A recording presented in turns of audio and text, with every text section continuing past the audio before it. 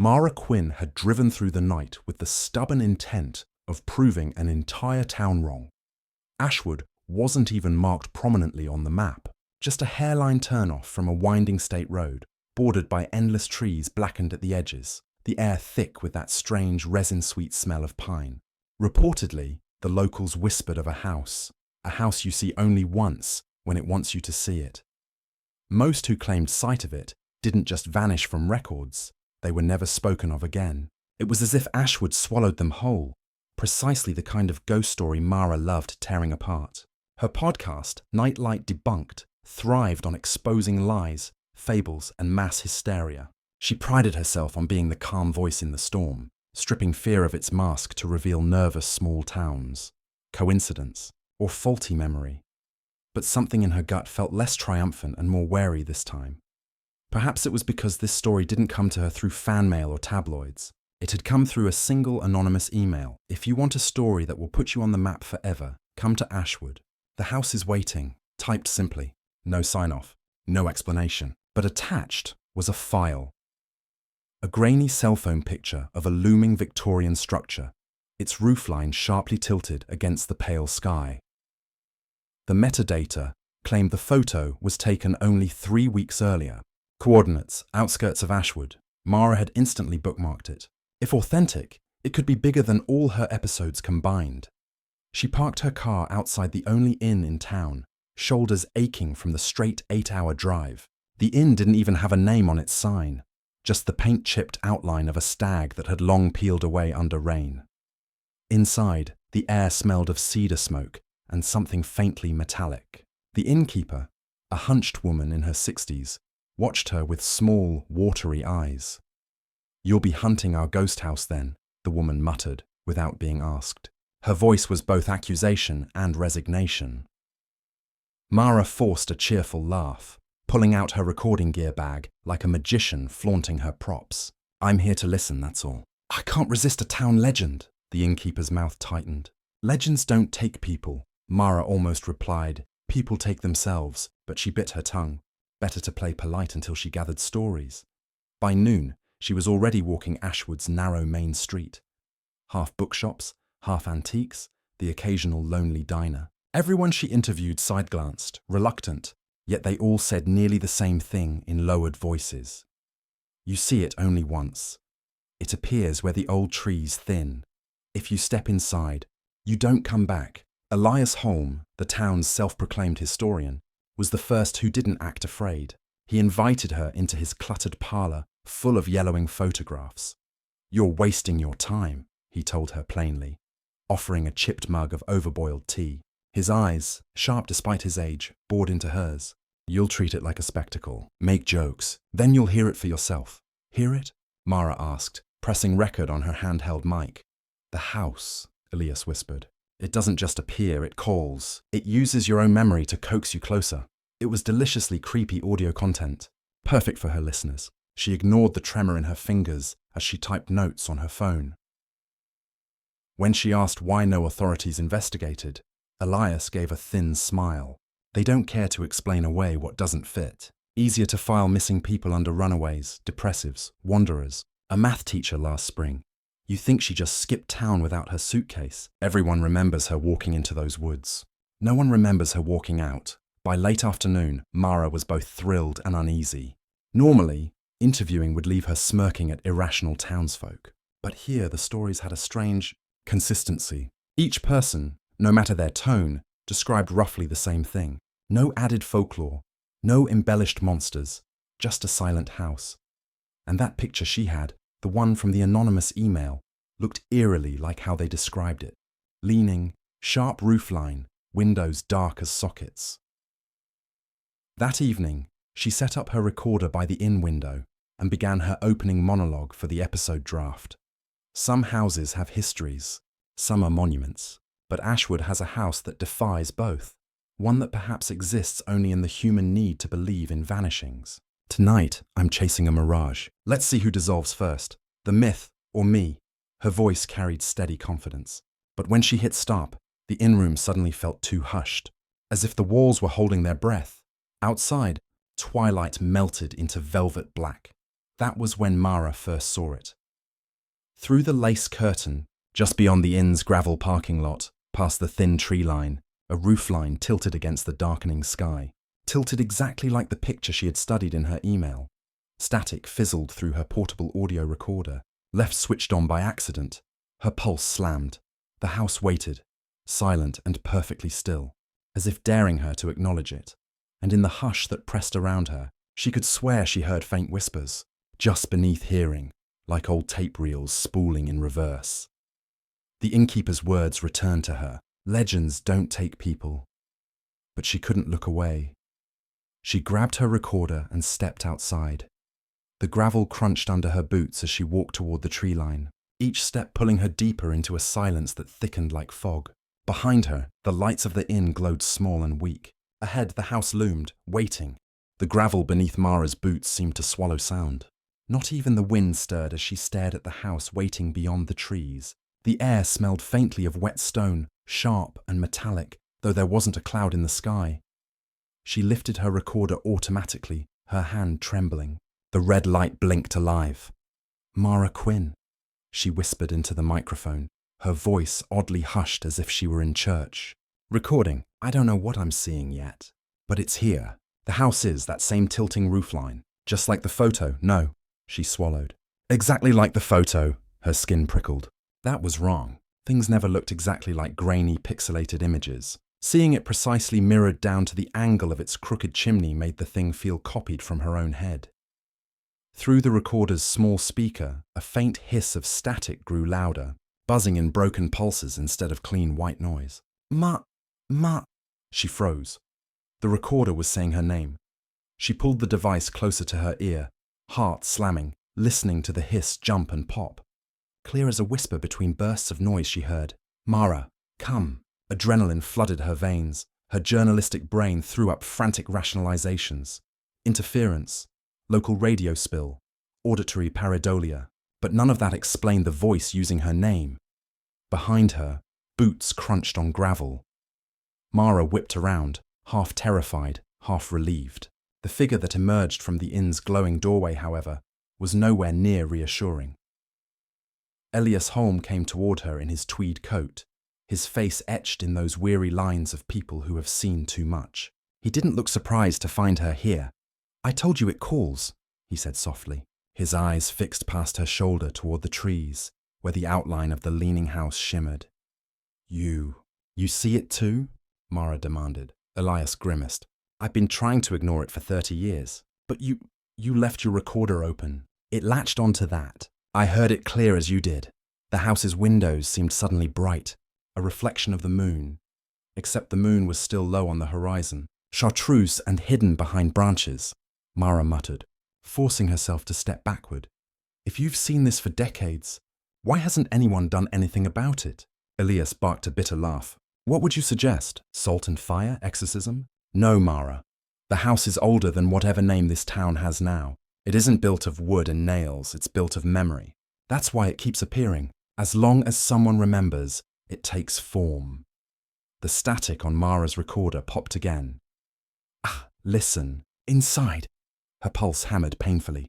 The house seemed closer now, as if the ground itself had shortened between them. Mara had the unmistakable sense that if she blinked, it would be right in front of her. "It's not real." She forced a laugh at the disbelief in her own voice. "It's a trick of suggestion, paranoia, maybe even you. This whole town staging a ghost story for..." Lightning-hot fear shot down her body as the recorder gave a final sharp burst. Then from its tinny speaker spilled not static, but a voice recorded clean. Her own voice. Some houses have histories. Some dissolve first. Her opening monologue from last night, playing back without her ever hitting playback. Only it ended on words she never spoke. And Mara dissolves first. Her stomach twisted. Elias reached forward and snapped the recorder off with a sharp movement, face grim. "That's how it works. It stitches pieces of you into itself. You give it your voice, your memory, your fear. It becomes stronger." Mara staggered back, gripping the dead recorder in both hands, her throat locked in denial and rising panic. But then she noticed something even worse. The house was no longer beyond the tree line. It was between the trees and the road now, standing brazenly in the lot itself. half the inn's warm glow washing across its crooked porch. The way it leaned was wrong, like bones bent at the joint. She gasped. It moved. No, Elias whispered, squaring his shoulders, though she could see the tremor in his hands. It didn't move. You drew closer without walking. That's its trick. That's how people vanish before anyone knows they've taken a step. The jangling sound of jangling keys broke their frozen trance. They both turned to see Detective Calder leaning against his rusted sedan across the lot, coffee cup steaming in one hand, keys in the other. He stared at them with narrowed eyes. You two shouldn't be out here, Calder said flatly.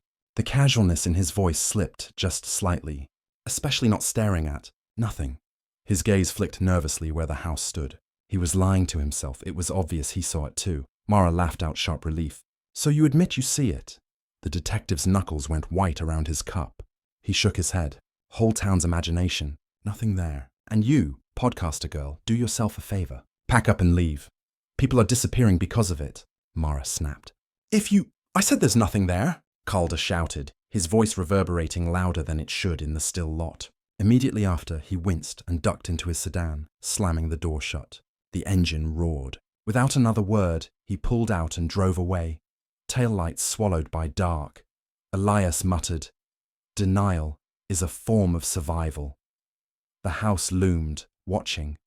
Mara almost felt it leaning toward her. The longer she stared, the more convinced she was that the windows weren't empty. They were eyes. Her breath came in shallow bursts. "I'm not going in," she said to Elias, though it sounded oddly defensive. "I'm recording. That's all. I'll capture proof, debunk it afterward. A piercing sound slashed through the recorder in her hand. Her own voice again, but screaming, raw and desperate. "Let me out." Mara flinched so violently she dropped the device into the gravel. The recording clicked off sharply when it hit the stones. The night pressed in thicker, darker than before. The house seemed pleased. Elias caught Mara's arm. "That's enough. Come inside." He hauled her back toward the safety of the inn. His grip was surprisingly strong for his age, as if desperation fueled him. "If you keep listening, you'll walk through that door before dawn, and if you enter, you'll never leave." Back inside, the inn's heavy wood doors shut like a vault behind them. Heat from a fire crackled in the hearth. Still Mara trembled uncontrollably, staring at the recorder resting useless in her palm. "What the hell is it sampling?" she demanded, pacing. "My voice, my words, how? It's not a haunted house. It's some auditory parasite. Some parasite of suggestion." Elias lowered into a chair with a sigh. "That's your defense, isn't it? Theories and ridicule. But you've heard beyond what your words can cover. You know what it really is." Mara stopped pacing. "What is it then?" she whispered. Elias raised eyes that seemed older than the town itself. "It is memory caught on repeat. The house is stitched from every mind that ever thought of it. That's why you can't destroy it. Because forgetfulness is the only weapon, and forgetfulness is humanly impossible once you've seen it." Her breath faltered. She wanted to call him a lunatic, but the recorder in her hand was cold as stone. After a long silence, Elias leaned forward. "Now tell me truthfully, was it waiting for you before you came, or did you bring it here on your voice when you told its story?" Mara's mouth went dry, because deep down she already suspected the answer.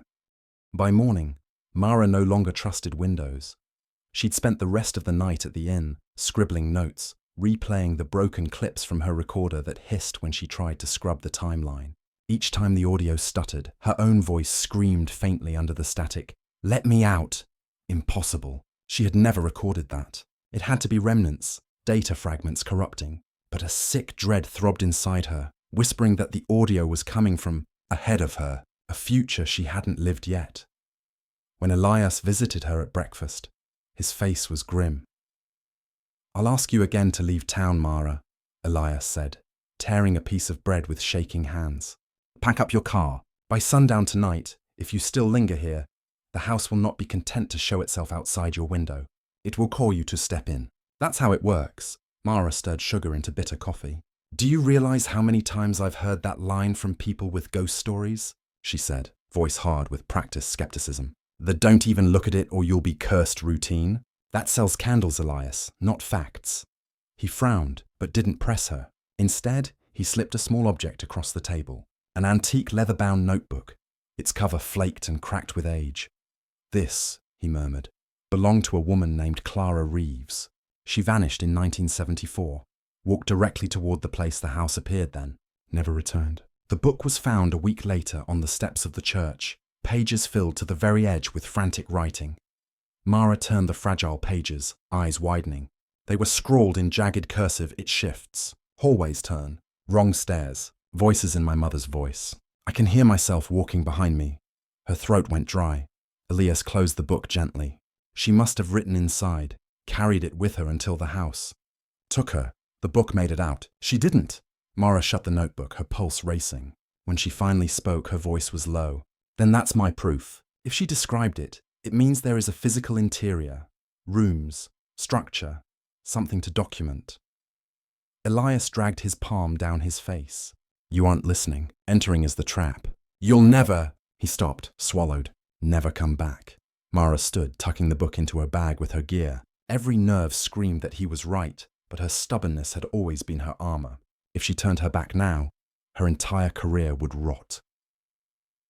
That evening, Mara returned to the gravel lot where she'd first seen it, and right on cue, as though summoned by her decision, the house shimmered into solidity. This time there was no distance, no trees in between. It stood directly across the road, sagging porch steps leading to a door that yawned open like a black mouth.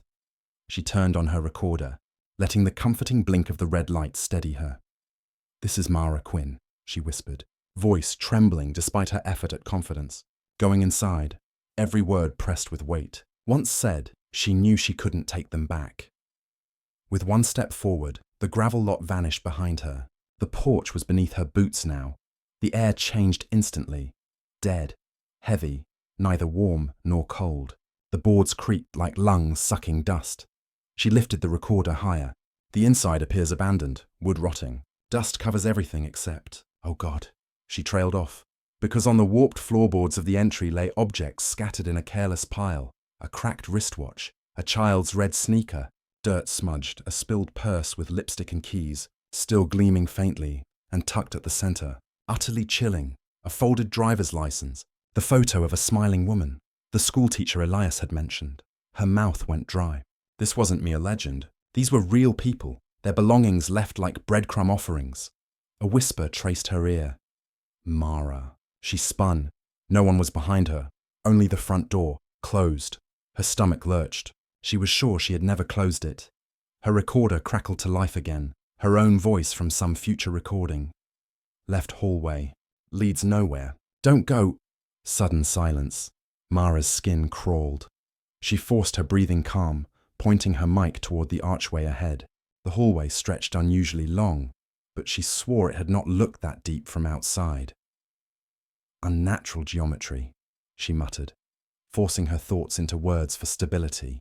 The layout appears inconsistent with proportions. Elongated corridors. She walked slowly. Each step echoed too loudly, bouncing off walls that felt too close and too far all at once.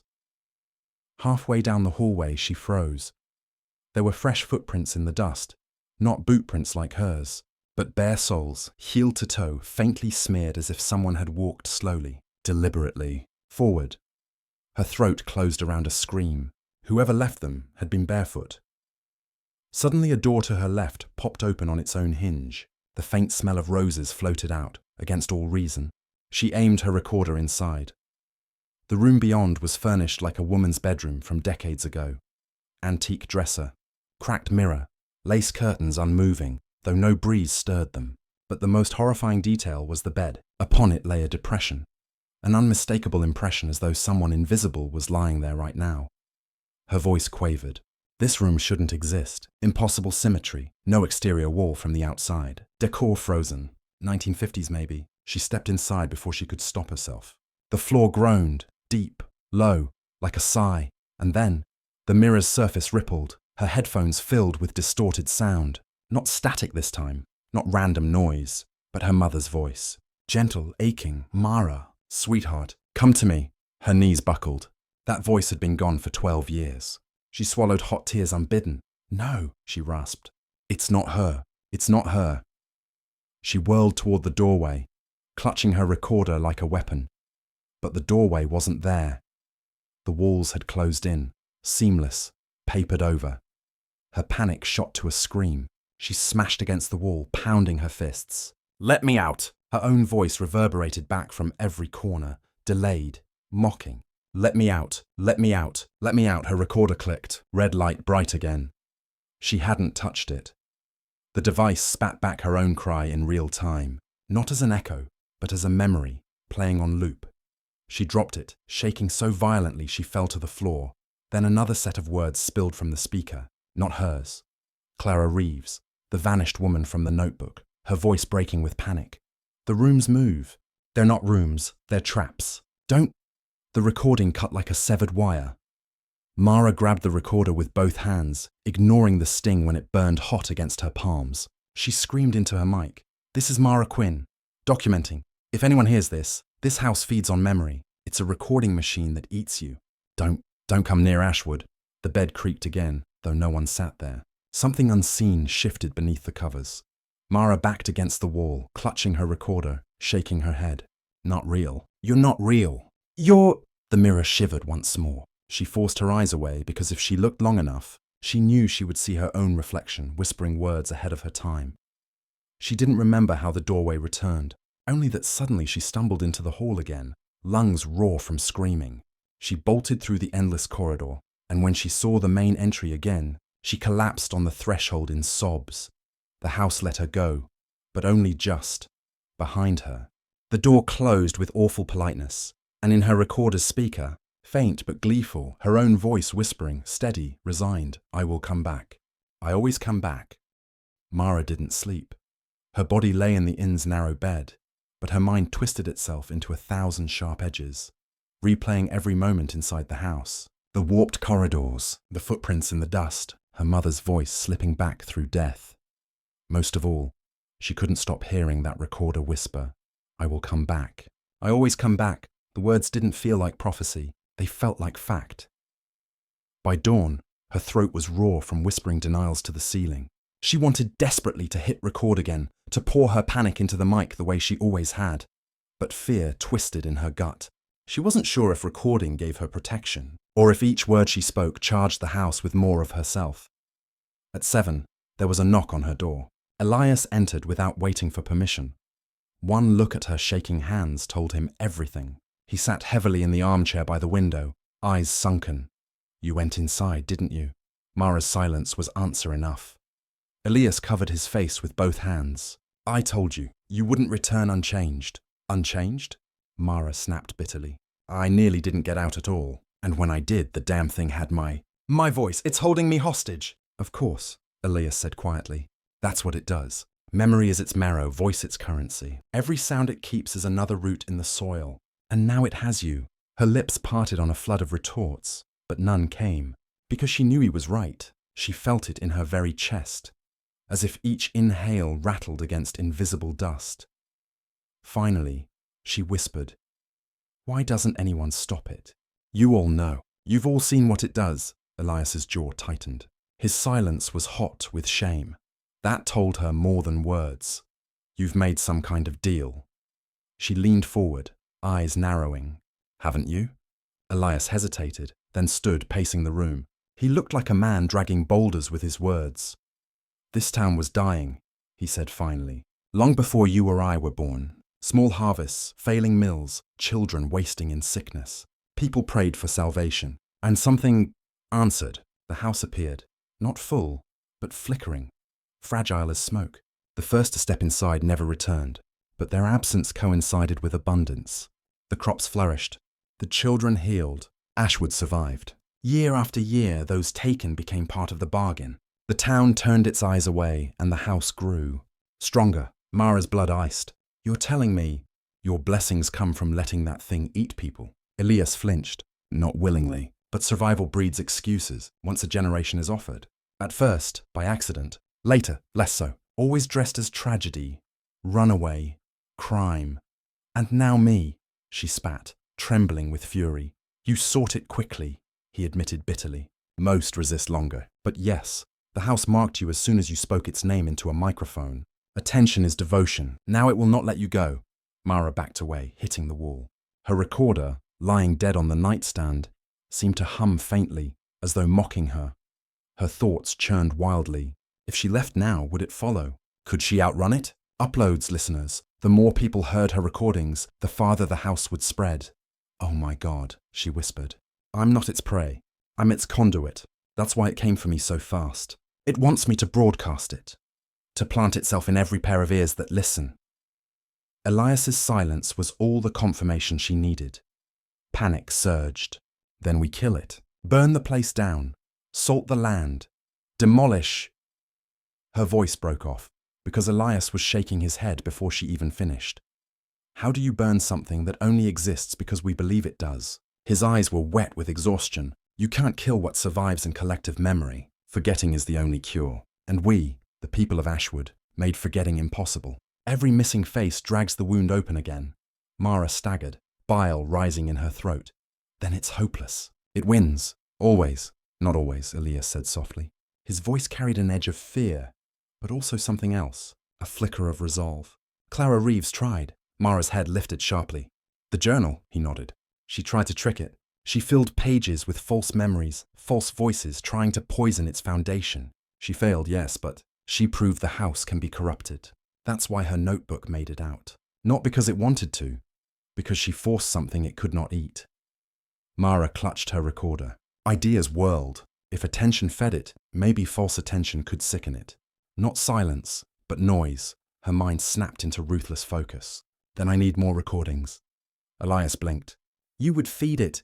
I'll feed it junk, Mara hissed. Nonsense, traps, made-up voices. If lies can poison it, I'll bury the damn thing in them. If this house runs on memory, then memory can be manipulated. You'll be risking yourself. She bared her teeth in a grimace. I already am the risk. That evening, Mara wandered Ashwood's outskirts alone, recorder in hand. She whispered streams of nonsense into the mic. Fragmented fairy tales, invented songs, recitations of grocery lists, and fake names. She layered her words with static and overlapping narration, building a wall of contradictions. And always, just beyond the tree line, the house appeared, watching, listening. Its windows glowed faintly, as if pleased. Back at the inn, Mara met Elias again by firelight. His face looked carved from stone. Do you really think you can outwit it? He asked. Mara's voice wavered but held. Not outwit, outshout. If people are going to hear my recordings anyway, then instead of giving it power, I'll bury it in noise. If I can drown its memory in nonsense, maybe it can't. Digest me, Elias exhaled shakily. The house has centuries. It will wait. It can always whisper louder. Mara leaned in close, eyes fierce. Then I'll broadcast louder than it ever has. From the nightstand, her recorder clicked on again by itself. The red light blinked, and her own future voice whispered through the speaker. It doesn't matter how loud you are. Mara! In the end, you'll be whispering for me. The fire sputtered violently in the hearth. Throwing sparks, Elias crossed himself reflexively. The pact is already in motion. Mara clutched the recorder to her chest, jaw set. If this pact had lasted generations, then she would be the one to finally break it, even if it killed her. Mara set her microphone on the desk, like a priest setting an altar. The room was dark, except for the thin neon glow of her laptop, jittering shadows across her tired face. She hadn't slept in 2 days. She hadn't eaten since yesterday. There was no space left for hunger, only the roar of adrenaline that scraped her bones raw. On the table beside her, the cursed recorder lay still, its red light mercifully extinguished. But she knew it wasn't silent. It was waiting. Elias sat by the window, hands folded, face half hidden in shadow. He had agreed to stay, not to help, but to witness. If she succeeded, he'd see it. If she failed, he'd be the first to know. Mara hit record on her studio mic. This, she began, voice cracked but steadying with conviction, is Mara Quinn, final broadcast. I'm not here to document anymore. I'm here to fight. Her words rang out into the dark. For the next 6 hours, she spoke without pause. She invented names, lives, histories, entire families who never existed, horror stories rewritten with nonsense punchlines, descriptions of objects that weren't real, a red porcelain tooth that sings lullabies, a clock that measures backwards, a staircase that folds into rivers. Each passage grew stranger, spiraling into riddles and contradictions. She stacked layers of audio, whispers over screams, laughter over silence, nonsense lullabies swirling out of sync. She wanted to overload it, force the house into choking on forgeries. The recorder flickered back to life on its own. Its red light bled across the walls. Her voice echoed through its speaker. Not current, not past, not even hers exactly. It began repeating phrases out of order. Tooth sings rivers, lullaby clock backwards, never existed, never existed. Elias shifted, unsettled. Careful, you're feeding it. That's the point, Mara said through clenched teeth. I want it stuffed until it chokes. She turned the mic directly toward the recorder, forcing distortion back into its mouth. For an instant, the air warped. The inn's walls dissolved. Suddenly, Mara and Elias were not in the room. They were in hallways. The house had answered. Mara could barely breathe. The wallpaper peeled around her. The floor tilted. Behind her, Elias gasped in shock. They hadn't opened a door, but the house had swallowed them through sound itself. Her recorder hissed, static shrieking, "Mara! You are mine!" Mara lifted the mic like a weapon. "No," she snarled, forcing every ounce of strength into her voice. "You are noise. You are nothing without an audience." And she screamed nonsense at the walls, words vomiting forward in wild, dissonant streams. Green glass oceans, 14 teeth in a clock, laughter made of ash, infinity, infinity. The walls trembled. The house shuddered. The distorted mirror from Clara Reeves's room exploded into cracks. From the cracks spilled voices, countless voices. Toward them poured the pleas of the lost. Clara Reeves, the vanished schoolteacher, children, strangers. A cacophony. Their cries were tangled like tape reels chewed apart. Mara. Clara's voice wept, clear for the first time. "Don't let it keep us." Mara's chest cracked with pain. She wanted to reach for them, drag them free. But every instinct warned her. If she reached once, she would never stop. She'd fall into the tide and vanish. Instead, she screamed louder, tearing her throat raw.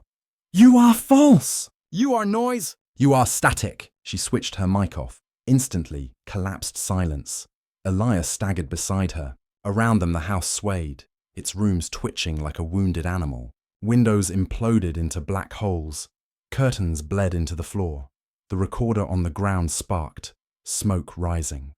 Elias shouted over the vibrations, "You're burning it!" For one breathtaking moment, Mara believed it. The air screamed like tearing film, and the house buckled inward. Rooms folded, doors shriveled. The very architecture writhed as if rejecting itself. She could see an end, an opening, a way out, daylight beyond where the front door had once been. "Mara!" "Run!" Elias bellowed. They bolted. Her lungs blazed, feet slamming the warping wood. The distorted cries of hundreds of lost voices rose behind them, mixing with the howls of the house collapsing. The doorway grew larger, closer, and then her recorder's voice rang out, sharp, brutal, undeniable. "Wait, don't leave me, Mara." It wasn't static. It was her mother's voice again. She stumbled violently. Every nerve told her it wasn't real, but her body screamed with grief, years of longing erupting raw. She almost turned back. Elias grabbed her arm and yanked her forward. "It isn't her!" They burst through the yawning doorway, the world snapping with white light. Mara hit the gravel outside, lungs burning. Beside her, Elias collapsed. Behind them, the house stood twisted, sagging more violently than before. Its roof skewed, porch crooked, walls buckled like wet paper. Smoke curled from its shingles. It was wounded, but not dead. The recorder lay on the ground in front of Mara, sparking faintly. She reached for it with shaking hands, and there it was, her own future voice again. Calm. Patient. "Good work, Mara. You've made me stronger than ever." She jerked her hand back. The recorder laughed. Her laugh. The house seemed to lean, watching, and she realized with ice in her marrow, perhaps she had not weakened it. Perhaps she had simply spread it, broadcast it further. Her defiance may have been another kind of food, richer than anything before. Elias stirred beside her, groaning, blood at his temple. "Did you destroy it?" Mara's lips parted, but no sound came, because inside, she already knew the answer. The recorder sparked one final time, whispering a phrase that turned her veins to ice. "Uploading, uploading, uploading." The red light blinked steadily.